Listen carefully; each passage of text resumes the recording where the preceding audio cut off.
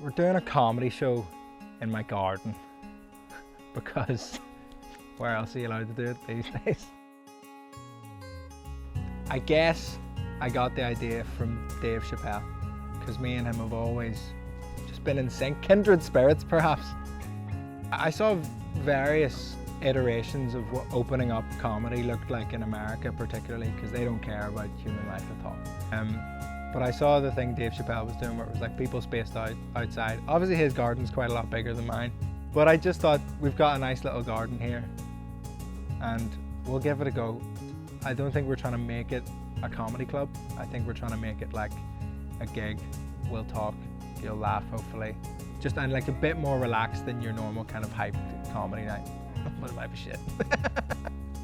So I hope they understand the longest I'd taken off stand-up since I started was a week, and now it's 4 months. I find it really hard to compare to anything else because it's like, you can't practice it. Like you can practice the guitar by yourself in your house, great. But I can tell jokes to the mirror all day long and I still don't know if they're funny to an audience. So I have no idea. I think I'll be worse. I don't think I'll be as good as I was. There's the curtain. Good job, I think. When I'm on stage doing comedy is like one of the only times where I feel like myself and feel like this real kind of centering feeling where I'm just in the moment, like listening as much as I'm speaking, and just like you get everyone into this groove. And some comedians talk about like it's a mass hypnosis. When you do it really, really well, everyone's thinking the same thoughts and then you change it at the last minute and that's what a joke is. It's been hard missing out on that. I'm like 6 nights a week doing the thing that makes you feel better than anything else in the world, and then you don't get to do it for 4 months. And I can't remember what it feels like anymore. And I don't know if today will feel like that. Well, we'll find out. I was aware that people might be stressed about coming because people talk about kids getting used to like stay away, keep stay. But I think everyone's getting used to that, and that's part of the reason I put it on for myself, where I was getting to the point where I was really, really anxious around people and really scared of like coming near anyone and just learning all these traits that aren't going to be easy to unlearn. But I tried to emphasize in any of the messages I put out to be like, these are the steps we're taking to keep everyone distanced. You'll be wearing masks until you sit down and then you take off the mask so you can drink your booze. And then I just sent out in the last one I sent out, I was like, this is the plan for literally going to the toilet just so everyone feels as comfortable as possible. And I said at the end of the message, if you have any concerns at all, just shout. I'll say some raucous stuff on stage, but I want everyone to be chilled out before that, you know? So hopefully we can manage that. Hopefully people will feel relaxed. I think it's a nice garden.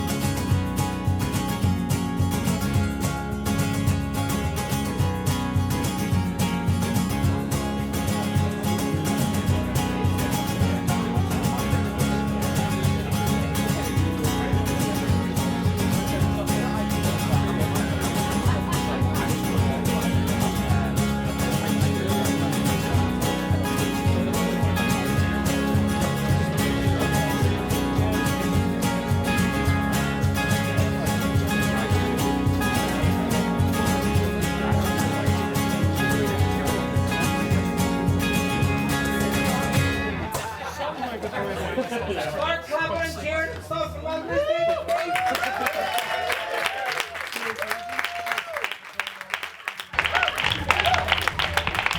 We did it.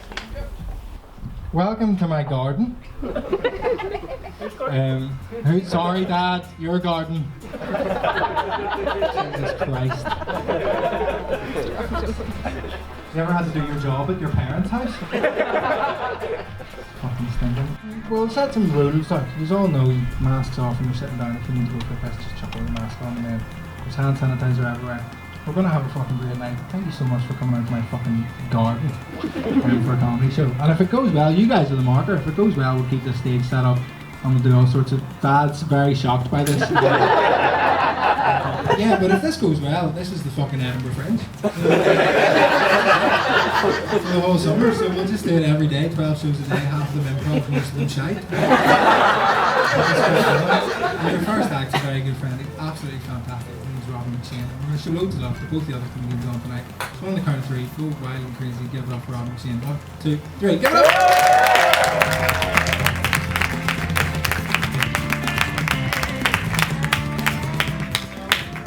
Much for having me. I'm terrified. Thanks for being here for it. I haven't seen as many people. It's been 4 months of me catching my own reflection in the mirror and going, I think we'll get straight into it because I'm terrified right now. So we'll just go straight into it here. Coronavirus, Jesus, wasn't that mad? Brexit, is that still happening? Haircuts, you couldn't get them. Now that we've ticked all the boxes.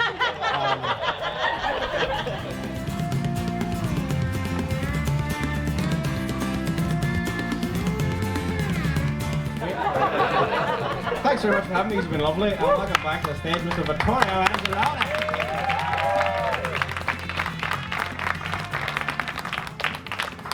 That was good. This is going well, isn't it? Yeah. It's alright. I love some guy at the back went, no.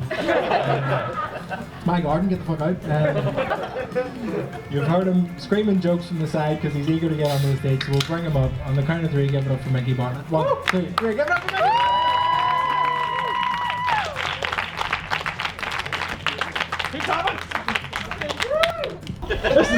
This is great. I think, fuck, what happened? Like, we used to do this in pubs, theatres, arenas. Now we're in an Italian family's back garden. This is fucking, if they rebooted The Godfather, this has been.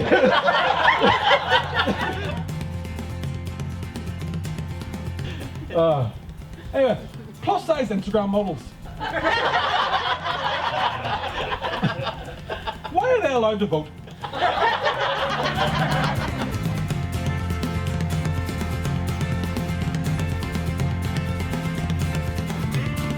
I grew up in this country in the 90s. And if you're from a certain part of the community and you grew up in this country in the 90s, there was a point where somebody bigger than you, older than you, wiser than you, would sit you down and go, listen son, see if anybody ever calls you a thing. You say thank you. Only half of you laughing, I understand.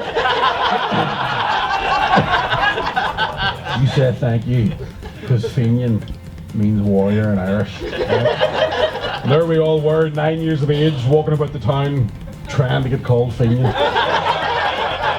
Ready for it. I was getting the whole thing, you know, fat boy, yeah lord, all that sort of stuff. And one day some guy finally went, Mickey, you know what you are? You know what you are? You're a... And I'm like, here it comes. Here it comes. But you're a fat cunt. I'm like, thank you. Listen folks, it's been absolutely lovely talking to you. Look after yourself, keep washing your hands. Thanks for watching, Micky Bartlett. Cheers.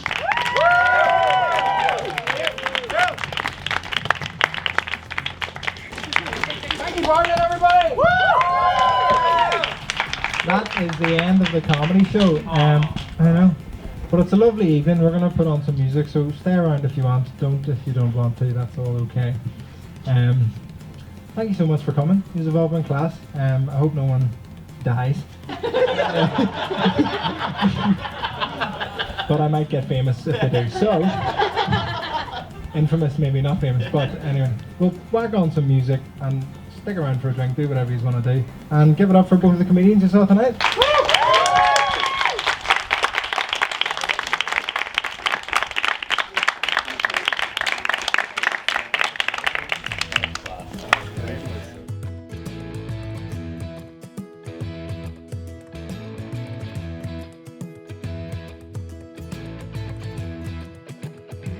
This was an absolutely incredible night. After being stuck inside for 3-4 months, not having a chance to enjoy the arts, we were here for incredible comedy. If you look at the atmosphere now, the show was ended an hour ago, and people are still here chilling and having a beer. It's like it's really cool, and it's really like the sort of silver lining of this lockdown. It was a lot better. I think it was ended up better than what it would have been like if it was inside. We were doing smaller rooms and maybe fit about what we had tonight, about 30 people. There is even a kind of feeling of people having their shoulders up a wee bit, and you kind of have to break them down. But I think outdoors did feel like, even though whenever it's silent, it's completely silent, they seem to be even more open to laugh. I think whenever you can't hear your laugh bouncing back against walls, people feel a bit more comfortable. And they were in from the start. There was didn't really feel like they needed any warming up. It might have just been because people were that excited to be, out of the house and seeing things again. But no, garden setup was great. I think it worked. I think the experiment worked. I think you can do comedy in my garden. No one else's though, just mine. Yeah, I just feel like I've been kind of floating for ages, but now I'm back. Telling jokes, just having a good time, chatting to people, so hopefully, I don't know, hopefully we can do it again. I can feel whole again.